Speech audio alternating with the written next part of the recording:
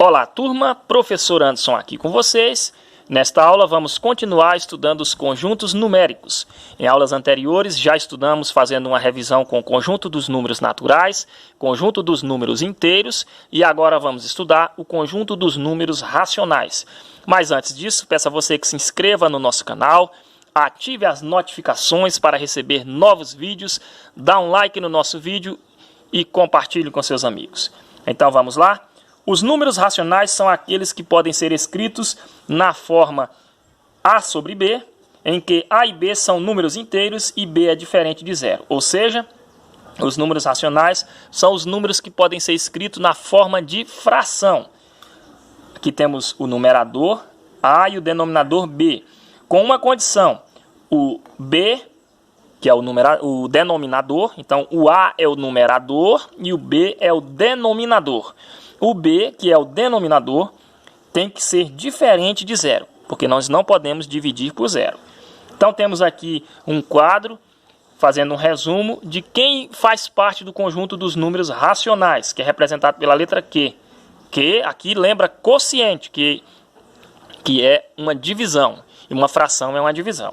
Então temos dentro desse conjunto os números inteiros, tanto os positivos como os negativos, o zero, e também os números fracionários, tanto os positivos como os negativos. Estes números fracionários, por sua vez, podem ser apresentados por outras formas. Formas decimais, de decimais exatos, que são aqueles números com vírgula, onde há uma divisão que tem fim, e também os números periódicos, que são aqueles que têm vírgulas, há uma repetição de valores e é uma divisão infinita. Então vamos ver através de exercícios isso na prática. Temos aqui 3 exercícios. Vamos começar por este exercício 7. Escreva os números racionais na forma irredutível, ou seja, vamos fazer a simplificação deste número. Então vamos repetir: 6 sobre 18. E agora vamos fazer a simplificação deste número. Vamos dividir o número de cima e o número de baixo por um mesmo valor. Então temos 6 sobre 18. Como eles são pares, podemos dividir por 2. Então vamos fazer 6 dividido por 2 vai dar 3. E embaixo 18 dividido por 2 vai dar 9. Agora observe que temos números divisíveis por 3. Então vamos dividir em cima por 3 e embaixo por 3. Temos então 3 dividido por 3 dá 1 e 9 dividido por 3 dá 3. Chegamos agora numa forma irredutível dessa fração. Não dá mais para reduzir. Vamos agora para o número 8. Efetue as divisões e encontre os decimais exatos. 10 sobre 4. Vamos fazer uma divisão com este número que está na forma fracionária e dar a resposta final. 10 dividido por 4. Vamos pensar na tabuada do 4. Se você quiser, pode até escrever aqui do lado. 4 vezes 1, 4 vezes 2, 4 vezes 3. Vamos parar por aí. Observe que já chegamos no 12, já passou do número que queremos. Então, o número ideal para nós nesse caso é o número 2, pois 4 vezes 2 dá 8. Então vamos colocar o 2 aqui. E aqui embaixo do 10 vamos colocar o 8. Agora vamos subtrair. 10 tira 8, sobra 2. Para aqueles que têm mais dificuldade, pode tomar emprestado, mas aqui não há necessidade. Então vamos continuar a nossa divisão. 2 é um resto que não nos satisfaz ainda.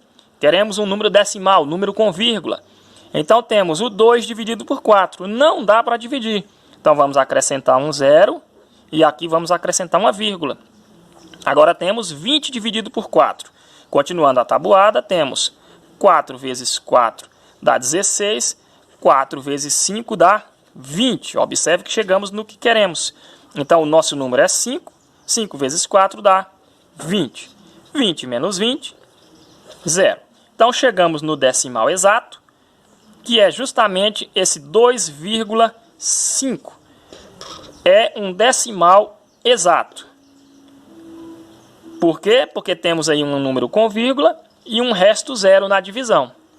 Ele foi um decimal de uma divisão que teve fim. Agora vamos trabalhar no número 9 com a classificação em dízimas periódicas simples DPS, ou dízimas periódicas compostas, DPC. Lembrando que as dízimas periódicas são aqueles números com vírgula em que há uma repetição. Quando depois da vírgula temos apenas a repetição, este número é chamado de dízima periódica simples. E quando depois da vírgula temos algum número que não se repete, ou alguns números que não se repetem, mais os números que se repetem, temos então uma dízima periódica composta. Vamos observar isso na prática. Observem comigo que neste número temos a repetição depois da vírgula do 3. Olha só, 3, 3, 3. Os próximos que virão serão 3. Então, depois da vírgula, só temos os números que se repetem.